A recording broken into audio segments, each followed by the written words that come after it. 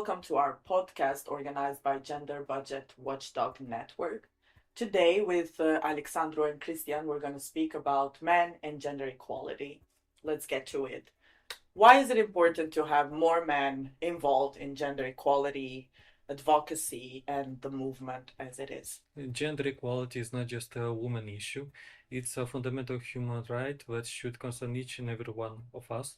It requires a collective effort both from men and women, working hand in hand, and to create a world where every individual, regardless of their gender, can fulfill their full potential. Also, a man can amplify the message to everyone and to help to break the barrier of gender roles and stereotypes. Do we have enough men involved, Kristian? Do you think we have to find strategies and ways to get more men involved, specifically in the region? I do think that we might take into consideration of promoting more men to be involved, and this is only to break the stereotype that maybe gender responsive budgeting, but also gender issues are not just focused on the woman issues, but it's also an issue that involves both genders. And how do we say this? We can say that towards the fact that when we speak about gender equality, we want to create an environment where both genders interact together and they collaborate effectively within the society. So how can we get more involved? First, we can get men more involved about breaking the barrier of that stereotype, and secondly, promoting the fact that whether it is about the other gender, that's an issue that affects us, because we can take into consideration that when we speak about gender, we should understand that gender is also part of the family ties. So let's make it more practical. Like, would you think as a man, like if your wife has an issue or has a challenge that she needs to overcome, would you help her? And surely yes. Also when it's about your friends, your woman friends, your girlfriends and everything else.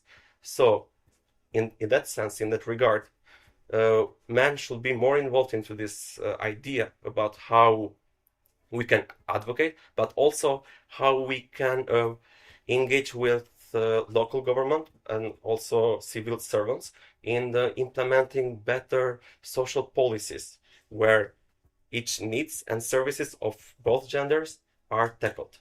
Do you think the lack of information that even women and girls have sometimes about what what gender equality is about, it's the reason why we don't have more men involved? They don't know what this is about. They, as you guys said, they think this is a women's issue and they don't want to get more involved. Do you think we should focus more on informing them what this is about and then get them to join?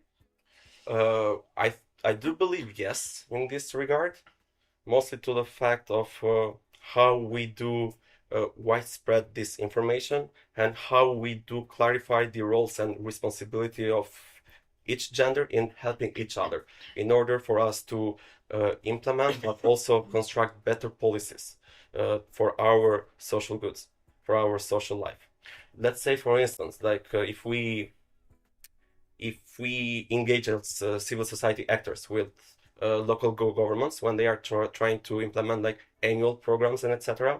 We know for the fact that civil servants might be focused towards the idea of accomplishing the goals, but sometimes they might neglect the fact about how these goals impact the genders. And this, we see it very often maybe in our region about like how some goals that the government or local government set as a directive are accomplished, and what is the impact that has been in both genders. Sometimes it's worse for each one of us, and we cannot exclude here men. Like, also there are policies that might discriminate men too, in that sense. But also you are already part of the movement, let's Yes. say, and you're working towards having a better, let's say, quality of life for all genders. Do you try to promote your work in everyday basis in the sense of getting more men to join? Like, do you share the perks of it? Do you say that it's too time consuming? Do you tell them that this is the way to go? Okay, like in this question, I'm going to be more practical, let's say. Yeah, sure. Like to the fact it's not that, let's say in a funny way, that we take the sword and we take the shield and we go out and we advocate. But when I speak to friends about my work, we try to conceptualize it in a way that we see what are the things that society is missing right now, let's say in Albania. And we know for a fact that if we take like a simple example, that we need more more frequency, let's say, of public transportations in the city. And that's an issue that affects both men and women. But also, if we do focus more into adding this frequency in late hours, we know for a fact that this is going to benefit women also, same as men, but also women, in order for them to participate in the workplace and into the social economy about it. Mhm. And to feel safe when they go back home, and also to aim the means of transportation provided by the state when they get back home, so they do not get this barrier in front of them where they are unable to participate into the workplace because the state or the society itself does not provide the services for them. But in your conversation with your friends, Yes. with your male men friends, Yeah. do you tell them that it's very practical what you're working on and what you're working about in terms of impacting both men and women? I mean, Or they're not interested at all? No, They're I mean- just like, yeah, you're working in this NGO. La, I have la. very modern friends that say for a fact. So every time we speak, like we are like a very mixed group of friends. Mhm. Like as you can assume, as you can guess, like I do hang out with a lot of people, and when we do hang out, we always exchange ideas about Mhm. what are the challenges that we face, not even as men and women, but also as youngsters, Mhm, let's say, mhm. and also in our career, like what are the challenges that we face. And we always brainstorm with each other, like what could be the goods that we can promote into the future and the steps that we have to take further in our daily life in order to live better.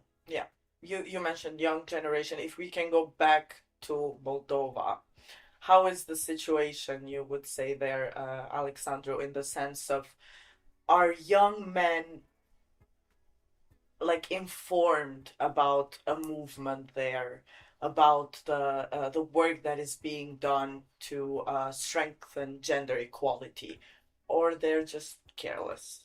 From your perception, we're not From my perception, generalizing. we have a lot of stereotypes about the labor division, decision maker actors. Also, we have appearance beauty standards that has begun from our families. So these stereotypes must be stopped.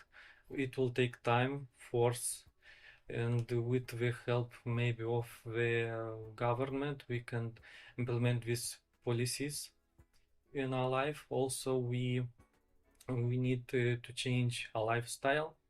Some celebrities say the ones that if you want to change the world, you must start by making your bed every morning. We don't always make our beds. I didn't make the bed today, You sadly, didn't? but tomorrow I promise that I'll try. Well, when- I think education is the most important. Yeah. It must be implemented also in curricula in the program schools to make more workshops and trainings for young boys and also for men.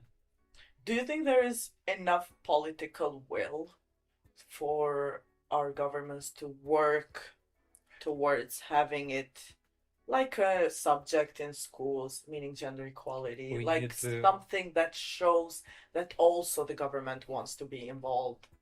We need more capacity buildings for the government, for the representatives. That is very important. We don't have enough knowledge, also information about gender equality.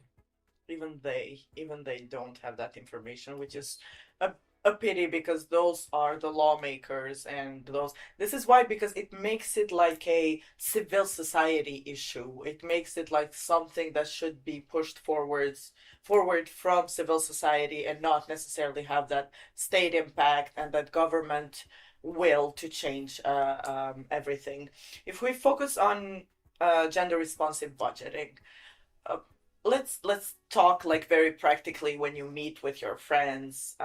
We're talking about men here, so I'm gonna Okay. need to know, how do they react to you even mentioning that name. Like, what is this about? What do you mean? Even the budget should be looked from a gender perspective. This is a overall, I would say, reaction from people when you tell them about gender responsive budgeting. Can you tell me how your circle of people perceived you working specifically in this issue? Well, I might focus later on how my circle of people perceive that, but I might also share how I did that, how I did perceive that in the beginning. Yeah, sure. When I started like being engaged at Gender Alliance for Development Center, I was trying to understand more about like what has been the history of gender budgeting in Albania. And we know for a fact that we did have like the first attempts of gender budgeting in 2006, and then in 2008, the government started by itself drafting their annual budget and including a sector about gender budgeting programs. And nowadays we have developed, we have engaged into specifying more programs into the budget about being gender-based in that idea. So if we get back to our questions, and when I do look at the legislation, I do perceive that it's important to have more programs gender-based, only to the fact that we can break the barriers about stereotypes about how men and women should be involved into society and how they can engage into the workplace and every other aspect of life. Let's say that all of us, we come from societies that both have lived into the communist. And back in the day, our life was very strict, and it was like written as a manual about like what everybody was expected to do. So we kind of have this sense of at least in the older generation, about the expected responsibility that each gender must have into the society. But nowadays, since all of our societies are trying to be more democratic and integrate more like European values to our culture, we kind of trying to make this transition from expected responsibilities on both men and women to shared responsibilities from both men and women. So how do we see that? We see that being like as form of conceptualization about our behavior, how we do integrate with each other. And for instance, I can say that during my work, I see that there is a target group of people that they are challenging to accept that idea.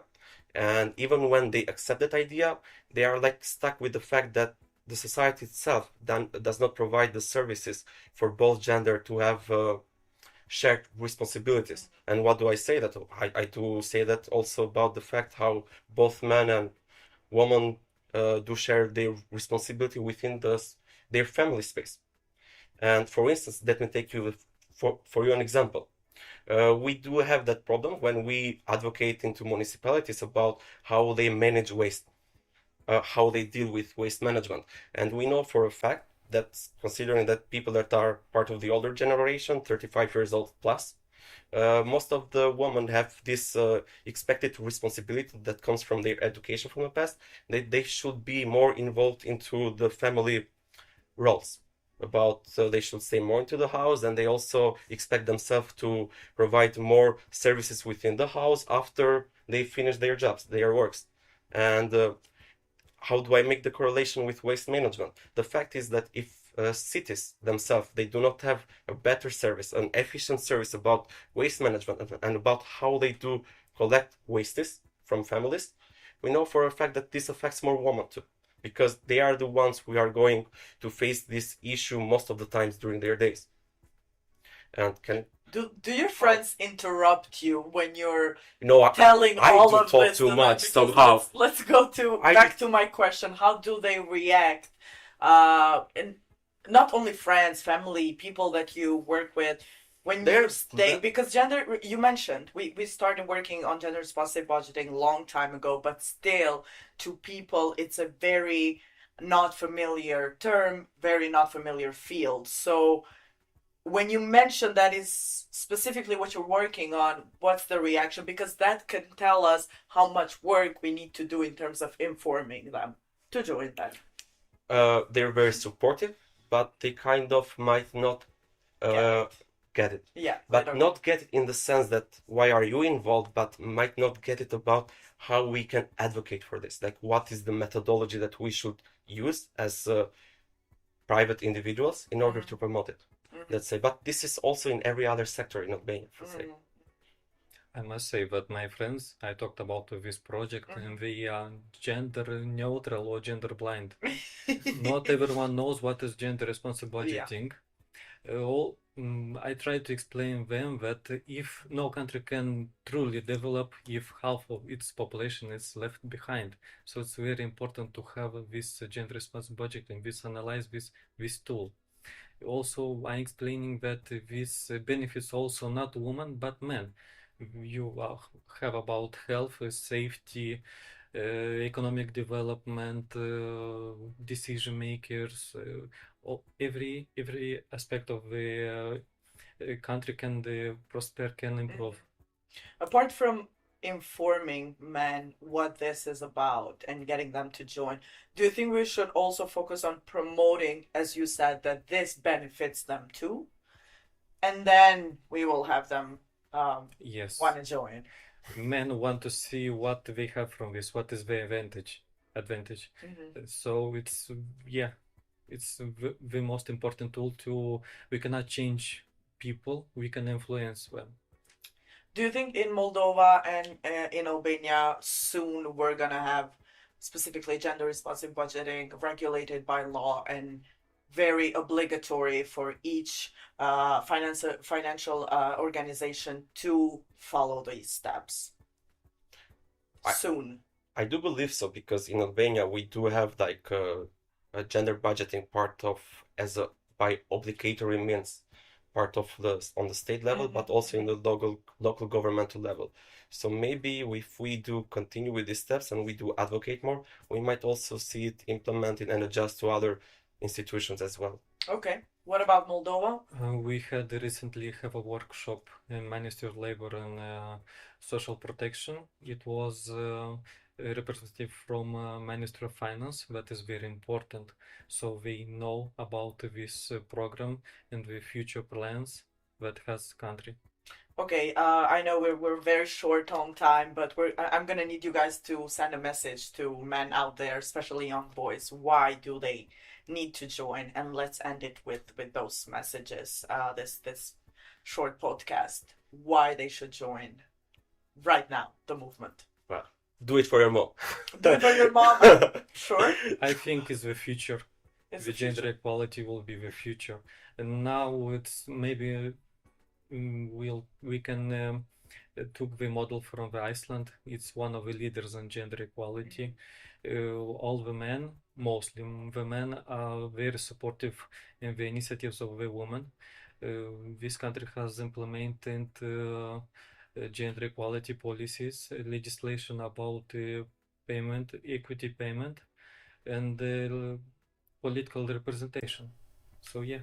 I love it. Let's end it with this is the future. So let's all join this movement and for better quality of life. Thank you. Thank you for following our podcast. See you in the next one. Bye. Bye.